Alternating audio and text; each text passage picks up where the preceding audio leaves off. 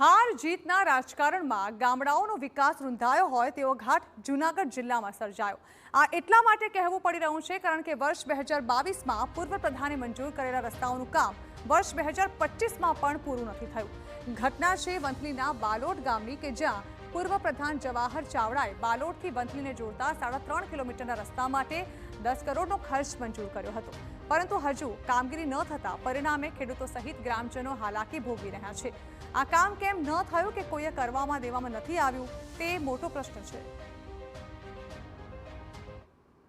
10 કરોડ 65 લાખ રૂપિયાની ગ્રાન્ટ એની મંજૂર થઈ ગયેલ છે, છતાં પણ હજી રોડ બન્યો નથી। સરકારશ્રીને મારી એવી વિનંતી છે કે જેમ બને એમ વહેલી તકે હું તમને કહી દઉં કે આ રોડ બનાવે।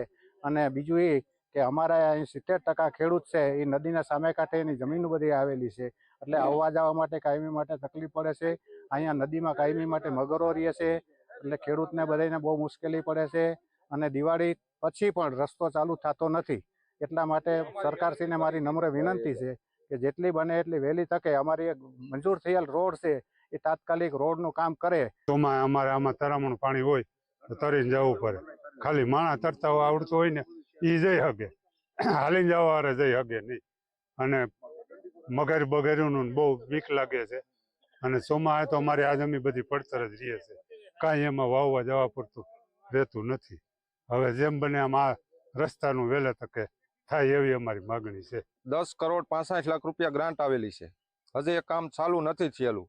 અને બાલોટમાં જે વિદ્યાર્થી છે એ વાડીઓમાં રહે છે, એ વારવાર નદી ટપી અને એના માવતર મેળવા આવે છે, અને મગરના ત્રાસથી બહુ ધ્યાન રાખવું પડે છે। કેટલા સમયથી મંજૂર થયું છે? 2022માં રજૂઆત ક્યાં કરી? બધે કરેલી છે રજૂઆત, ધારાસભ્યને કરેલી છે, હજી એ રસ્તાનું કાંઈ હલનચલન નથી એમ। તો બાલોટથી વંથલી જવા માટે લોકો જોખમી રીતે નદી પરથી પસાર થાય છે। સ્થાનિકોનો આક્ષેપ છે કે ધારાસભ્ય અરવિંદ લાડાણી, સાંસદ મનસુખ માંડવિયા સુધી રજૂઆત કરી છતાં પરિણામ શૂન્ય છે। પૂર્વ પ્રધાન જવાહર ચાવડાએ રસ્તો મંજૂર કર્યો હોવાથી કામ ન થયો હોવાનો પણ દાવો કરાઈ રહ્યો છે। તો માર્ગ મકાન વિભાગનું કહેવું છે કે 6ઠ્ઠી વાર ટેન્ડરિંગ કરવામાં આવ્યું છે અને વહેલી તકે કામગીરીનો પણ વિશ્વાસ વ્યક્ત કરાયો છે। વંથલીથી બાલોટ રસ્તાનું કામ મંજૂર થયેલું, જેના નકશા અંદાજો બનાવી અને ટેન્ડરની પ્રક્રિયા અમે કરેલ હતી।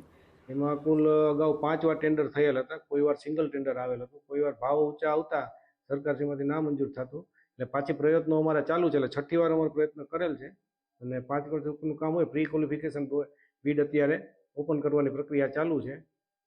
એટલે હાલ ટેન્ડરના સ્ટેજે છે, જે મંજૂર થાય વર્ક ઓર્ડર આપી અને વહેલામાં વહેલી તકે કામગીરી પૂર્ણ કરવાનો મારો પ્રયત્ન છે। વંથલી તાલુકાનું જે બાલોટ ગામ છે, બાલોટ ગામથી જતો વંથલી સુધીનો 3.5 કિલોમીટરનો જે રસ્તો છે તે ઉબેણ નદીમાંથી જે પસાર થાય છે। આપને જે દ્રશ્ય બતાવું છું તે ઉબેણ નદીના છે।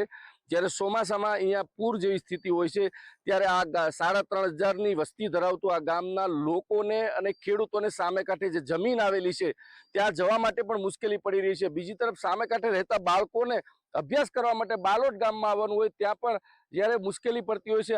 આ નદીની અંદર મગર પણ છે, ક્યારેક મગરનો પણ હુમલો થાય છે।